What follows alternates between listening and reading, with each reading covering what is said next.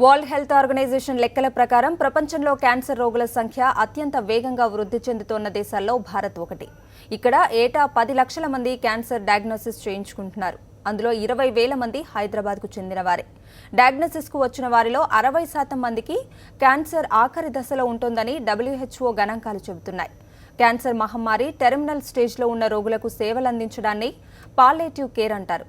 Hospice and palliative care day సందర్భంగా బంజారాహిల్స్లోని Sparsh care సెంటర్ను సందర్శించారు తెలంగాణ ఐటీ శాఖ మంత్రి కేటీఆర్.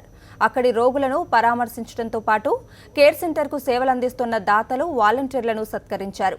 పాలియేటివ్ కేర్ సెంటర్ ఏర్పాటు చేసి ఉదాత్తంగా సేవ చేస్తున్న రోటరీ క్లబ్ సభ్యులను అభినందించారు.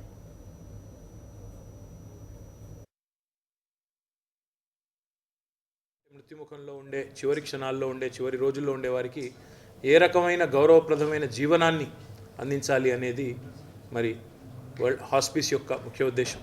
స్పర్శ్ ఇందాక వరప్రసాద్ రెడ్డి గారు చెప్పినట్టు, ప్రణతి చెప్పినట్టు 800 మందికి పైచిలకి ఇప్పటికే సేవలు అందించింది.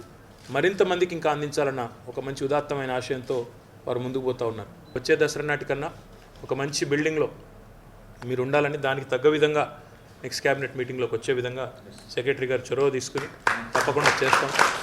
రెండవది, ఇంత ఉదాత్తమైన ఆశయానికి ఒక చిరు ప్రయత్నంగా నా వంతు ఉడతా భక్తిగా నేను మీ నెల ఖర్చు నేను నా సొంతంగా నా జీతం నుంచి ఇవ్వాలని అనుకున్నాను.